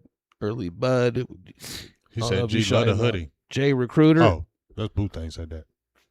Where you get the hat, babe? That's G. You know I ain't buying that shit. Yeah, he only gets gifts. Gifts. But yeah, we got to do something, Cowboy. But you got to tell him what the jersey is. Oh, this Cuzzo. Shout out to you, Cuzzo. Ryan Yates. He don't play for LSU no more, but he did turn up his freshman year at LSU. He's over at TCU now. He's right back home in the backyard, which is great because family can go just see him. I think that was the great move because I wish he would just kind of just did it from his freshman year and went there because you're right there in the backyard. Family can see you all you want. So he's at TCU now. I got to get a TCU jersey because them black jerseys is hard. Mm-hmm. Black with the Yates. Yeah. But I couldn't get rid of this bad boy. I couldn't get rid of this. Yeah, that's cool, man. Feel what I'm saying? Yeah, shout out to be proud family. of. Yeah. Shout out to family. Everybody ain't going D1. And everybody ain't going to major schools. And, you know, my family left LSU because I knew it was going to be politics. And he was turning up. Everybody was talking about, but I just knew, and I felt like he knew it was going to be the politics the next year. Next 5-star come in. They're going to politic you now. You feel me? Oh, you was the man the first year. Now you second string. He better than you all of a sudden. You feel me? The politicking. And I'm like, see, I already knew it. He probably already knew it too. So, you know, he at TCU now playing safety, doing his thing. TCU is a good team. You feel me? And, you know, everybody can't go pro. Everybody can't do that. It's not a big percentage, but you're going to get a great education. You got to play college football, and that's what it's all about. If you get an opportunity after that, that's amazing. But if you don't, you played the game college game at the highest level. You didn't play in no small schools. You played the dogs, and you did your thing, and you got a great education. You feel what I'm saying? So shout out to the Yates boys, Yates, because ain't nobody else there like that. Yeah, that's good stuff, man. That'd be cool to have a family member playing some college football. Yeah, but let's see real quick. Just what was I going to say here? Yeah, we're getting ready to talk about that Chiefs game, but in the comments, I'd like it if people could, send some stuff your way that a question they might have for you. Y'all Somebody wants to send him a question. Throw a question. Give a shout out where y'all from. Because give a shout out. Yep. Shout out where y'all at. We make reels out of this show, so the little shorts. So give the shout outs where y'all at. If you want to send in a question for him to answer for you, maybe we could get a good short out of it. So and you can cool. make me feel like I'm somebody when you give me a question. Yeah. So we got a few people watching, so we should be able to get a couple comments in there. You feel me? Yeah, the Chiefs game. I guess we should start with the injury. We got Tyler Guyton out for the game, but they got somebody out too. That brings in Nate Robinson and Nate Thomas. Oh, yeah, Nate Thomas. Why did I say Robinson? You're probably thinking about basketball. Yeah, I'm thinking of the basketball player. No, we're smoking too much now. But it's Nate and Thomas. And you're going to light that other one up, too. Yeah, I got one still in my hand. Why ain't you light it? There's a bunch still here. So I know I see them. I've been looking at them. Yeah, Nate. Oh, go ahead, man. Just feel free. Yeah, that's what it's there for. Here, let me just put these right up in here. Yeah, okay. I didn't know because I ain't gonna be rude. No, man, you can grab and go, and you still got a whole half of one there. I know. You can grab and go. See, that's what they don't even say. Can I show these? Yeah, I don't care. Feel me? You can grab and go. We got J's. Yeah, a little bit of You everything. be having them J's. Yeah. I came with the little blizzy. It might as well be a J. See, you don't want to see I ain't gonna put him out there, but you want to see my people's. He got bats. He be rolling bats. I don't do that. That's a drug abuse. Yeah, I can't. I can't afford that. That's my. That's drug abuse. Even look at the ashtray. Yeah, that's pretty. That's cool, how we do it. That is cool. That's very cool. Yep. That's very cool. That's so cool. Yeah, I like it a lot. I like it a lot too. Gift, but yeah, that's nice. Yeah, we got Thanksgiving game, traditional every year. We all love the Thanksgiving game. Yeah. So this one is a big one. Mm-hmm. We talked about that. So, yep. Tyler Guyton's going to be out, so you're going to have Nate Thomas starting for you. Mm-hmm. This is kind of a playoff game for both. Which end am I lighting? The one that's cut would go to your mouth. You see like a nice flat cut edge. Right there? Yep. Yeah. You know, Jay's throw me off. Yeah, no worries, man. Hey, they do the job for me, and I like the taste better. So. I like it too because I like the good. I like the taste. I like what you got there though. That's what's up. Yeah, that's good stuff. That's cool. That's a good trade off because it's a good bounce back. Because I don't do J's, and since you let that one, I ain't gonna like this one. I'm gonna wait till yep. That's what I'm saying. That's a good bounce off because you roll some good ass J's, bro. Like you roll good J's. They smoke good. And they burn very nice. good. They burn Very nice and slow. Yeah, I probably rolled 1 million. That's probably why, because I rolled so You roll many. very good. I appreciate it. Mm-hmm. But yeah, this game is big though. It's like a playoff game really for both teams. Both teams fighting for a playoff. I don't think either team would be in right now if the season ended, or maybe the Chiefs because they did win that game. I don't know. I think the Chiefs are going to the playoffs. Yeah. So, but yeah, I'm a little bit worried about this one. What do you think? Do you feel? What's the angle from both sides? Can they win it? And then what are you worried about? But what do they need to do? I'm worried about letdown. That's the biggest thing I'm worried about. You put all that energy in that Philly game, the comeback, everything. That was a lot of energy you used, right? And now you got to bring it back in this Chiefs game. You feel me? That's a short week. That's a lot of energy. And like I said, they're playing for their playoff lives too. So they're bringing everything, dog. And it's the Cowboys. You think they ain't trying to embarrass Dallas in Dallas on Thanksgiving? You don't think they're not trying to do that? Andy Reid with the history with him with Philly? Yes, he is. There's another little angle to it, too. This is going to be Pat Mahomes, I believe. Pat Mahomes' first game at AT&T Stadium. Is it? So I believe so. Correct me if I'm wrong in the chat or something, but I believe so. Yeah, because they played in KC the first time. Mel Hayes, we're going to come to you in just a second. We're going to come to you here in just a second. But that's one that lives in Cali. Oh, okay. Yeah, the one you said you met up with. Yeah. When we was out there with you. Hell yeah. He said, out of Clark, Pickens, Aubrey, and Williams, who gets left out? I'm leaving out Aubrey. I don't care what the fuck y'all say. Go ahead and crucify me. I don't give a hell. I'm signing Kenny Clark and Kenny Pickens and say, bye, Aubrey. You got me fucked up. He did hit the game winner. I know guys can do that, but I don't give a hell. I do trust Brandon Aubrey. I don't. I do. I do, like but I don't.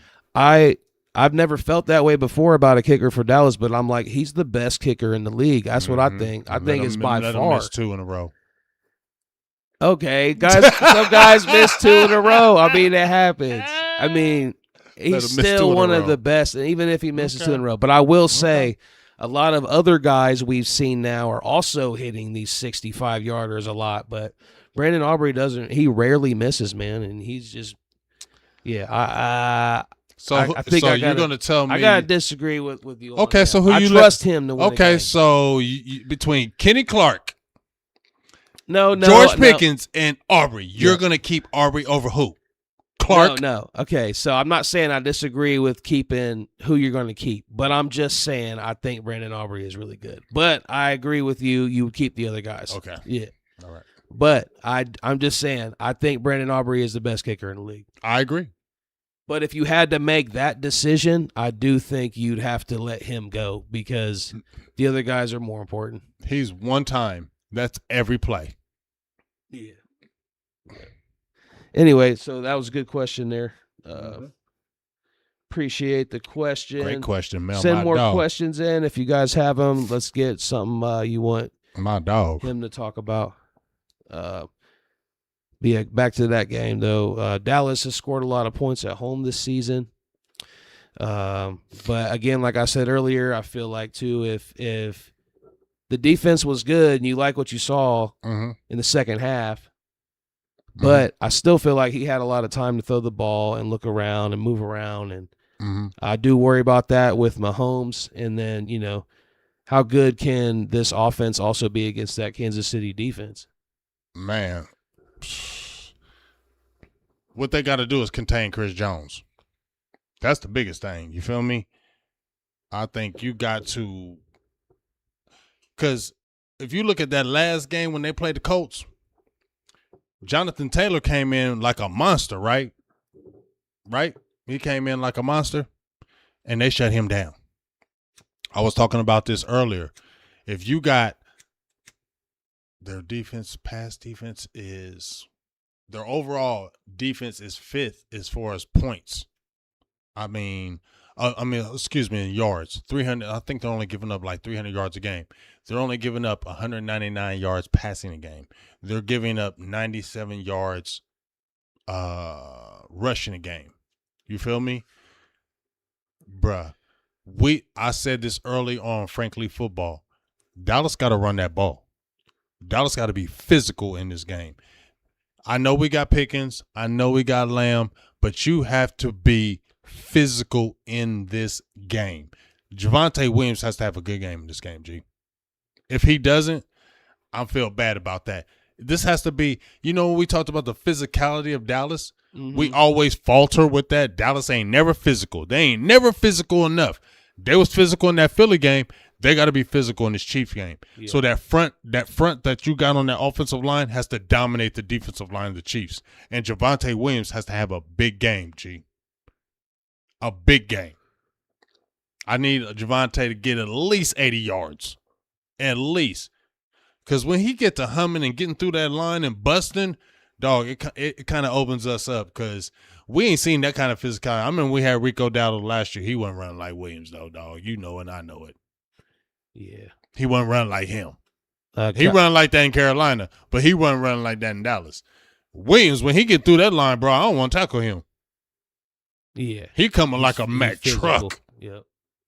Remember that game in Denver? Mm-hmm. Yeah, Williams is a beast. Yeah, that was a big signing. Okay, so Jerry Jones made some good moves this year. The 2 trades with out of desperation. Pickens, Williams, but I mean, Pickens was early. Pickens, yeah. So, but it was still a great. That's move. what I said. Yeah. I'm giving him the props. Yeah. Pickens, Williams, and then the signings he's done as well. Mm-hmm. But Cowboy Keystone in the comments says, watch the deep ball with Thornton. And I was thinking the same thing because this is their deep ball guy. And we know Mahomes has a huge arm. And, yeah, that guy gets deep on you. He's the guy that takes the top off of defenses. And we've seen Cowboys give up some deep balls. So that is something to worry about as well. That's why we have to not sit in that damn zone, G. That's why we got to put pressure on Mahomes. Pressure him. Get after him. The same way Spags is going to get after Dak, because he's going to get after Dak. He don't give a fuck if Dak is one of the best passers under pressure. Okay, so what? I don't give a hell. Let's see if you can do it with us. You get what I'm saying? Mm-hmm. So you need to do the same thing with Pat Mahomes. Don't make him comfortable. You said it in the beginning of the show. Jalen Hurts, but Pat Mahomes different. You can't let him get comfortable. He's going to kill the defense. You said that. I agreed. That's the truth. You get what I'm saying? So don't let him get comfortable. Get after him. Pat Mahomes is great, but Pat Mahomes don't like pressure. Yeah. No quarterback does. Get after him. If you ain't trying to do that, then it's going to be a long-ass day, dog. It really is. And you said it last week too that Mahomes, like the Chiefs, just haven't looked the same. Like they're not the same Chiefs. Nope. So, like I said, Mahomes is right there as I think he was their leading rusher for a minute there, and their leading receiver is Travis Kelce with around 700 yards. Hey, you know what else is big? They're 1-4 away from home. They're 5-1 at home, 1-4 away. Got to capitalize on that. Yeah, and the Cowboys have, I think, scored their most points in home games this year. Mm-hmm. So, yeah, they need to. Phone's about to die. Your phone's about to die? Hell yeah. You can look at it here, or I can give you this iPad. No. I got the charger. You got it. Yeah, their offense, down there underneath you on the right. Okay. Go ahead and take over. I'm going to get my charger. Yeah. So their offense the Chiefs' offense don't really pop on the stat sheet, but Mahomes can run, and that we talked about that, how his running is underrated. Mahomes can run, and he does it and seems to do it in those clutch moments. And when the season seems to be on the line, like playoff games, playoff Pat will pull that ball and run it, and he can run. And Thornton is that huge deep threat. And Mahomes has 22 total touchdowns this season. Dak has 25 total touchdowns. I was kind of looking at the comparison between Mahomes and Dak's seasons right now. Not that that's going to tell us much, but Mahomes 18 touchdowns passing, and Dak with 24 passing, or 21. Yep. He still got a what? Oh, 23 passing. Sorry about that. Yeah, and then Williams. Mahomes is still having a good year. I mean, if you look at their offense, they have a top offense like Dallas. I mean, Dallas is number 1 in passing. I think they're second. Rushing. If you look at them from passing, rushing, third downs, everything. They're both top 15 in every major category in offense. Check it out. Yeah, but they don't have. I mean, Mahomes is right up there. They don't have a running game. Yes, but Pachenko is playing in that game. They also don't have one primary type guy at receiver. I know Rashee Rice is a beast, and wasn't he out a little bit to start the season? Yeah, but he's you be careful. That's the guy. I know he's a beast, but I'm just saying they spread that ball around a lot. Again, Kelsey's leading the team in catches, but it's like Hollywood Brown, Rashee Rice, that guy Thornton, Xavier Worthy's capable of making those huge plays. They got fast guys. Yeah, that speed kills us. And Overshown, hopefully, because he's getting more and more comfortable now that he's coming back. He's been looking good. That's why we said you can't let them get comfortable because they're going to kill you. You can't let Mahomes get comfortable. You have to get after him tomorrow. You have to have the plan to get after Mahomes. We ain't sitting in zone all day. We attacking. If you ain't attacking, you ain't trying to win. Mm-hmm. You scary. That's why I said I don't want him back. I tried you. I thought Ep.5, but you know what? You know what I'm saying? You just scary with it, dog. I don't like it. You just scary with it to me, and I don't be appreciating that. You know what I'm saying? Like, you got dogs with you. You got to get aggressive with them dogs. You got to attack. You feel what I'm saying? If you ain't attacking, I ain't feeling you. I like Dan Quinn because Dan Quinn might do some goofy stuff here and there, but Dan Quinn attacked. He ain't sit back, especially if he got dogs. Dan Quinn got dogs. He attacking you every play. Tell me you ain't. Tell me you ain't. Yeah, no. Tell me you ain't in the chat. Quinn always y'all might get mad at Dan Quinn, but if Dan Quinn had a bunch of dogs, is he attacking? Quinn always had a great defense. He attacking. But I will say this, though. Let's give it some time because he did just get all these guys back. Let's give it a little bit of time because, I know it's only 2 games, so we can't look a whole lot into it. I'm not trying to pump them up and say they're good. I'm just looking right at the numbers, what the numbers say. Okay. The rushing yards per game allowed, they're second over the last 2 games since they got Quinnen Williams. You got to be excited since they got this is a little nugget I think Ian Rappaport had tweeted out. You probably saw that since the buy and the trade. They're off. The defense just is. But see, they had been like almost last in a lot of those categories. I know, but this is the thing. I'm not counting the Raiders. I can't count the Raiders, dog. I can't count the Raiders. You said Geno could throw for 500. But we also knew we could throw for 4 interceptions. We knew they wasn't going to do it. We knew it. I ain't tripping on them. Now, them Eagles, okay, but we already knew. I told you about Hurts. Okay, real quick, back to the Raiders thing. So, you wouldn't have thought that about the Cardinals game either, I don't think. Yeah, we did because I said it. We both said it. Don't do that. We talked about Marvin Harrison. And he did. And we talked about a get-right game, but we also talked about the Raiders maybe having a get-right game. But we didn't have Quinnen Williams. Not at that time, did we? Okay. Yeah, but I'm just saying, I feel like we would have expected to give up a lot of points to the Raiders if we didn't get him. I feel like it was exciting to get him. I like that they stepped up. But when you got talent, I don't care. I'm standing on this. When you got talent, I'm not going to give Ep.5 this pass. You got this talent. You ain't going to sit here like no Ron Marinelli because you came from that tree. This is 2025. You need to get tricky with it. I don't coach in the NFL, but damn it, I told you when I coached, G. Didn't I tell you when I coached? I didn't give a hell. I'm coming after you. I told you. I ain't care. Yeah, okay, you get it off. All right, well, guess what? You got hit. You feel upset? You feel upset, G? Mm-hmm. You might got the touchdown, but your quarterback hurt. We hit him. 2 people hit him right when he threw it. Yep, he got it off, but he's like, damn, we coming after you. I'm going to figure it out. But we're not sitting back, and we're not going to let you just come down the field, especially if I got the guys to do it. I'm coming. If I got that don't even make no sense. You playing football, you coaching, you got the guys. You going to sit back and chill? No, I'm not. We wrecking shit. That's what I'm talking about, Ep.5. So all I'm saying is you better not. This is going to be the problem to me, G, and I'm just going to leave it alone after this. I ain't going to talk about it. This is going to be the problem because, see, just what you saying, Jerry looking at them stats too. I told you he could be good. I told you he could. Give him a whole off season with these guys out there gonna be great. No, it's not. You getting fooled by what these media people saying, all that dumb shit. No, it ain't. Get you a guy. Get you a real defensive coordinator with them guys and keep that White Cotton, because I like White Cotton. Keep him and get a guy to really get that. Like I told you, like Quinnen, get somebody like him that's going to just, bro, your defense can just go from here to here. You want to keep it here because we buddies and all that. No, F all that, dog. You better show it tomorrow, Eberflus. You better show it tomorrow. I'm watching. I ain't nobody, G. I ain't nobody. I'm BGJ. I ain't nobody.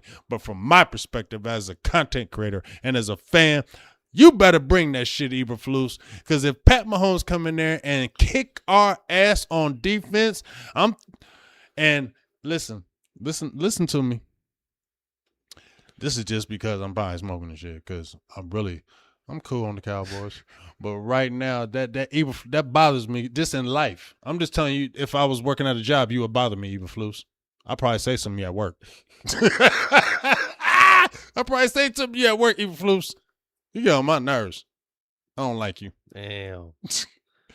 Because we was hyping him. Remember when he was supposed to be the guy?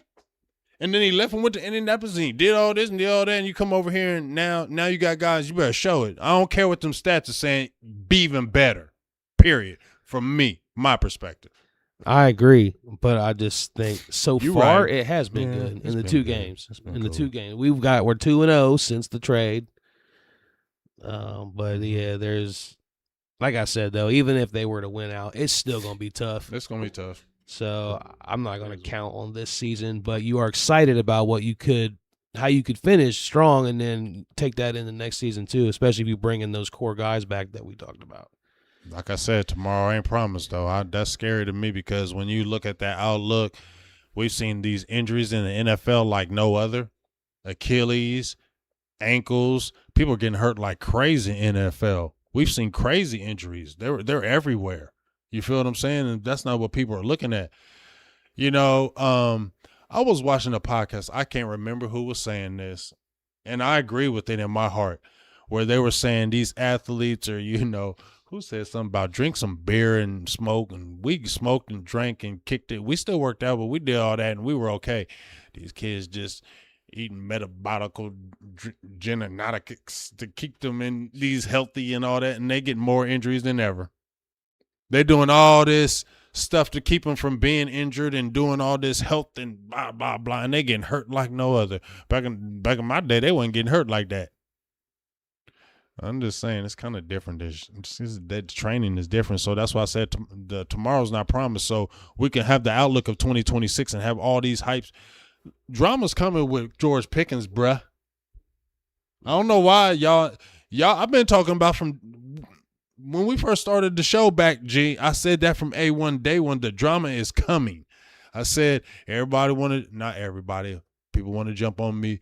His agent and him wanted to wait. I said Dallas should at least came with a strong offer when you traded for him to create the drama, because I don't know where you didn't think as a fan or anybody when you saw George Pickens doing that with regular quarterbacks and you just seen his ability. That's why you traded for him.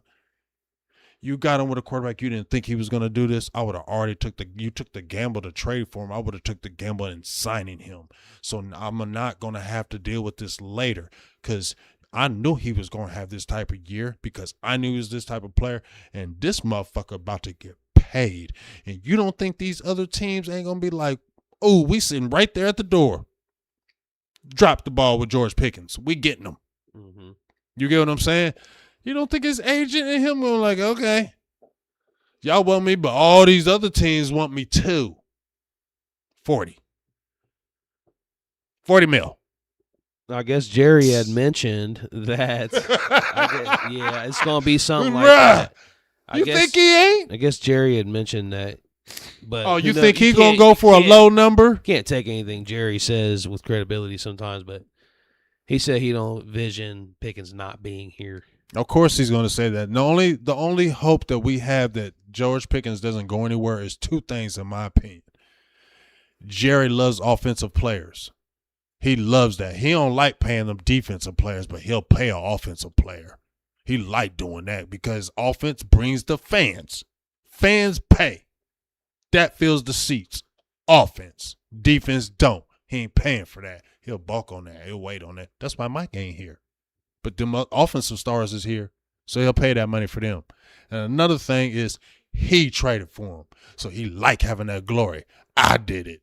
I got Pickens here. You guess what? You see what y'all doing? We doing now? Because I made that trade. He going to like listening to that and having that. So that's our only hope of us signing him. But I'm going to tell you right now, they made the mistake of not offering that man that money because I knew it was going to come. Yeah, you can franchise tag him, but you already heard in the streets a couple weeks ago when they said, oh, you talking about signing with Dallas? Yeah, what about the franchise tag? I don't know about that. We'll talk about that when we get there. That's what Pickens said. Yeah, kind of dodging it. Because these players don't like the franchise tag. They don't. I don't care how much you getting for 1 year, $28 million. Yeah, that's awesome. But they want security. They want years. Because you get hurt in that $28 million, they're not gonna sign you and they'll be like, sorry, get one of them terrible injuries.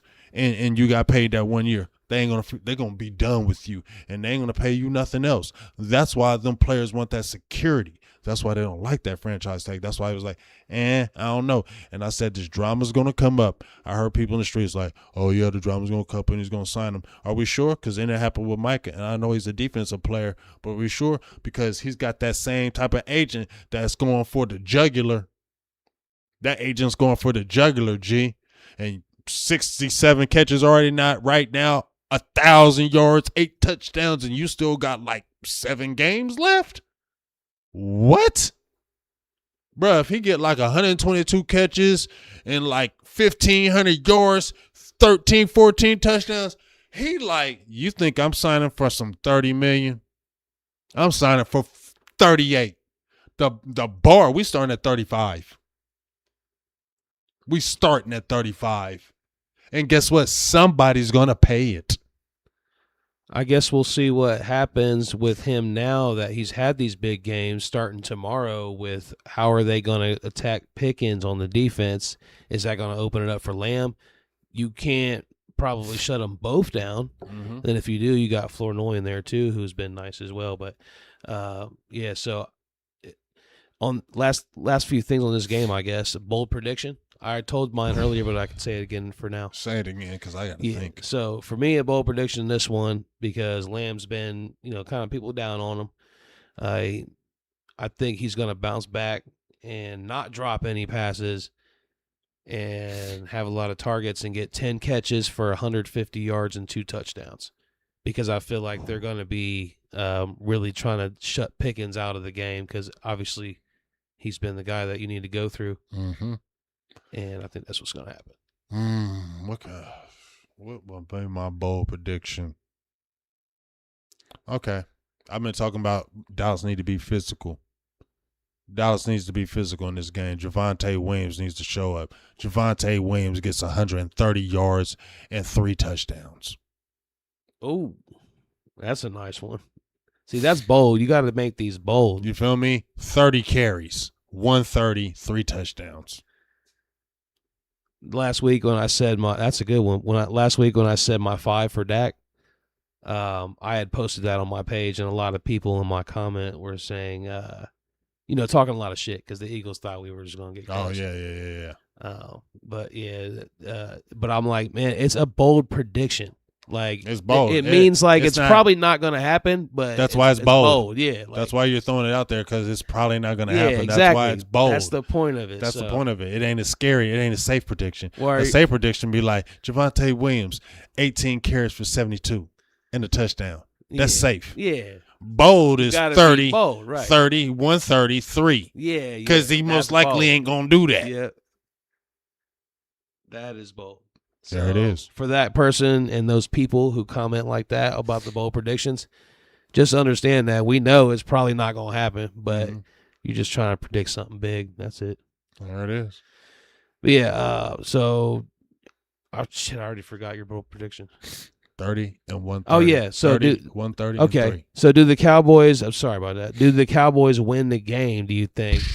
I mean, I I don't gotta know. say, I don't feel great about it. Neither do I. But I do feel like I don't feel great about it. if they play their good game, I do feel pretty good about it. I don't feel good about this. I want to feel good. I promise y'all. I want to feel good about this after that Philly win. But I'm sorry, my Dallas did too much to me for too long. I'm sorry, y'all. Dallas didn't. I ain't saying they're gonna lose, but you're gonna be like you being scary. I don't know. I don't know what's gonna happen. I'm gonna just go with Dallas because we gotta do it. They gotta do it. That's why I'm gonna go with them. But I'm not confident in it because I just know how Dallas plays. I just feel like that was an emotional game, emotional high.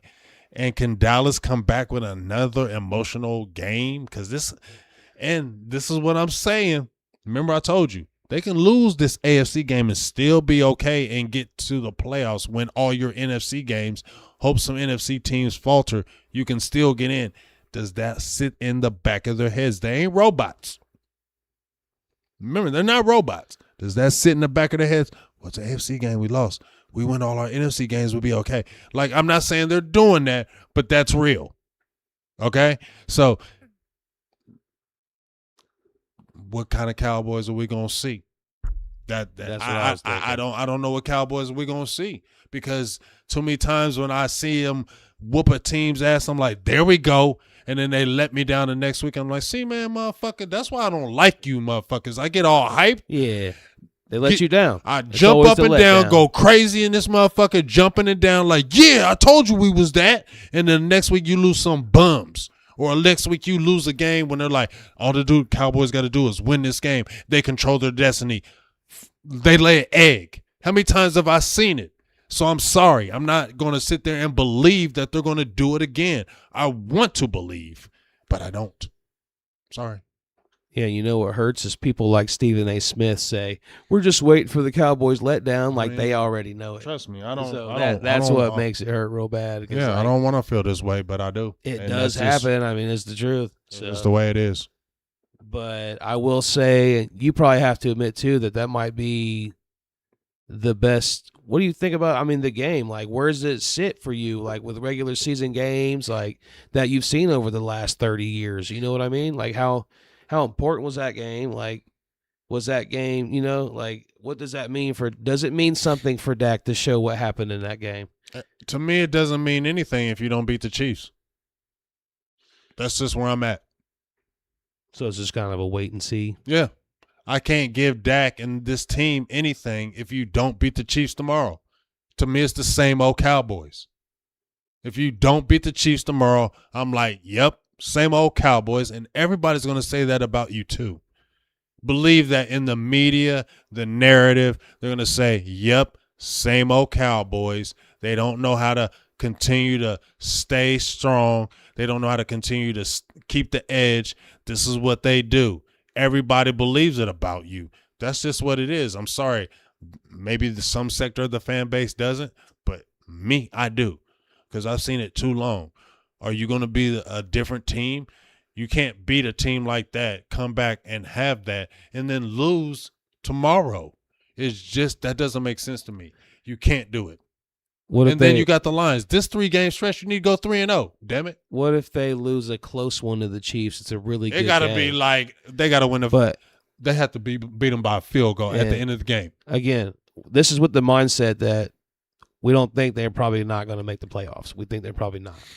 Right? Or are you kind of hopeful or thinking they are? I mean, you're not mathematically out yet. You're not mathematically out. It can happen. I got to use the restroom, though. Yeah. You hold it up. You hold it down. Talk about them mathematically. Yeah, you're not mathematically out. So, yeah, this game is going to be a big one.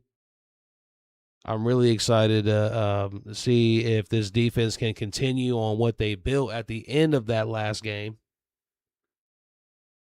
Because where they held the Eagles with 8 straight drives with no points, which was big. Something that we have not seen from that defense this season. But I do have to say, I know he's more pessimistic about Eberflus. But for me, and I still am pessimistic. Like, I'm not going to be happy till we win some playoff games overall. But just looking at this particular situation, you got to be happy with the results we've seen since those guys have come back, because I was saying this last week as well. You got 4 or 5 new guys this offseason, so Eberflus has been able to replace about half the defense, but 4 of them just came back. So we haven't really gotten to see him with the guys that, he wanted for this team, with some of the guys that have been there already. And you see what he can do with the guys that, that we've acquired that have come back from injuries and the signings. I'm just telling him how Eberflus, I was telling him how I know you're pessimistic about it, and I said I am too, because I need to see playoff wins before I, feel any kind of way. Playoff wins is what it is for me now. Mm-hmm. But I just have to admit that since put my stars back. You got to love. I know you're really excited about Quinnen Williams, and what we've seen since he's gotten back has been nothing but good. Like I said, 2-0. I know it was the Raiders, but the Eagles was big. And if you can carry that momentum you had in that second half into this Chiefs game on that defense, maybe all of a sudden you're a shutdown defense. I don't know. That's what they're really stopping the run. That's been probably the biggest difference. You're making the teams one-dimensional. Well, we'll see. Like I said, you saying a lot of real shit. It's not like I don't feel you what you're saying. Yeah. You're saying a lot of real shit. But tomorrow, I need to see it tomorrow, because Kareem Hunt is gonna come in there running hard. Pachenko, I told you, runs like a damn soldier. I don't know what he run like. He run angry. He run like he mad and want to fight somebody every time he run. Break tackles. Yeah. So I need to see you do that against them. Like I said, I can't get hyped about you Cowboys beating these Eagles. Yeah, I knew they was 8-2, but what did we talk about last week? I said the Eagles, you can beat the Eagles. Didn't I say that? I said you can beat the Eagles. We both said. You said, I know you already said that was going to beat the Eagles. I knew they could beat them. Now, when they was down 21-0, I didn't think they was going to beat them. I thought they was going to choke. They showed me something different. So this is what I'm saying. You can't show me something different this week and then go back to being the same person. It's just like an inconsistency in life, isn't it? If you're like not doing something for a while and that person looking at you like, yeah, that's what's up. And then next week you're doing it. Bruh, I ain't believing you. You talking all that shit. And let me ask you this then. All So how they lose, does that matter? Because are we expecting them to win out? Or if they don't win out, is that a failure? I mean, what if they win 5 of their last 6, and then they finish with 8 or 9 wins? Is that still a success and you feel good going into next year? I mean, if they lose this game, I guess if you lose this game against the Chiefs, if you get blown out, I'm not going to like that at all. But if you battle, like as you lose like 27-24, you feel like, hey, that's the Chiefs. That's Pat Mahomes. You banged with them. You could have. But I just feel so strong in my heart you can beat this team. I really feel like you can go in here tomorrow and really, really make a statement against the Chiefs. Let me ask you this. Who's the best team in the league? Right now? Yep. Is there a best team in the league, or is it pretty even? I don't think there's a best Is team. everyone just pretty good? I think. Or is there a monster team in the league? I think there's a parity. I think this is any given Sunday out here. It's a lot of good teams.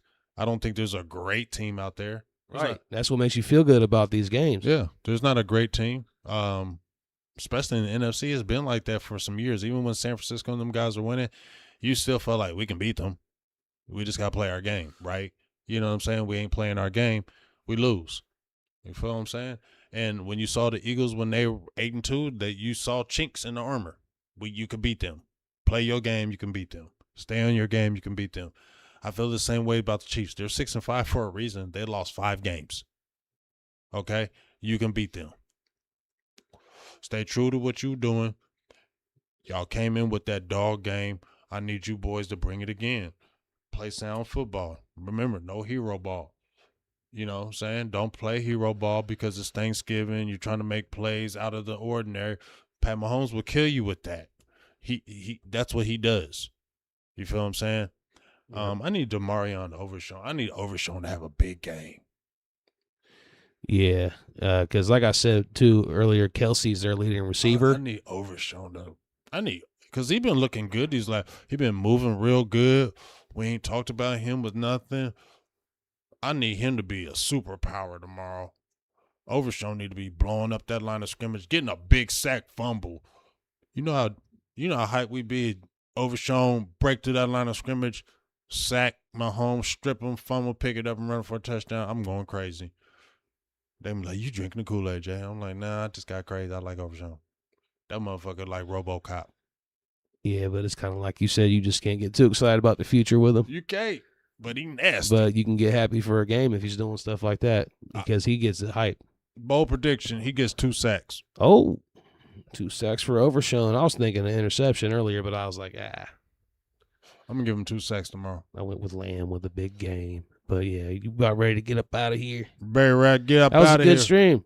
Great stream. Appreciate everybody in the comments. There's a lot of comments. We was on the big screen again. I feel. Oh, yeah. I swear, these Cowboys front office. Hey, that. Yep. This goes big down there. They always going to be the same way, so this don't even trip. Don't even trip. Jerry's going to be Jerry. Jerry going to be Jerry. What are we talking about right now? What are we talking about right now? Looking at some comments. Sky Nader, Football Fanatic 1. Yep. Hey, Appreciate you guys. Oh, my wife is in there. Holla. Shout out to my wife. Donation. Shout out to wifey. She thinks that the Cowboys are going to win. She said they're going to win? Yep. What she said the score was? What she said the score? She didn't give a score prediction. I ain't trying to hear that. But man, I don't give a hell. I think the Cowboys are going to make a magical run somehow. I got to have – I know you don't like having the hope, the faith, because they always let you down. I'm saying they can make the run. That's you what know I'm they saying. can, yeah. They can. Yep. But I ain't getting hyped over it, but they Yeah, I can don't do wanna it. say they Show can. us something different. I'm Y'all not can gonna do get it, though. let down. You feel me? That game just, though, was different. It was the Eagles game. But we'll see what happens tomorrow, and we'll put the clips out there, YouTube and TikTok, and we'll see you next week. Donation. Happy Thanksgiving.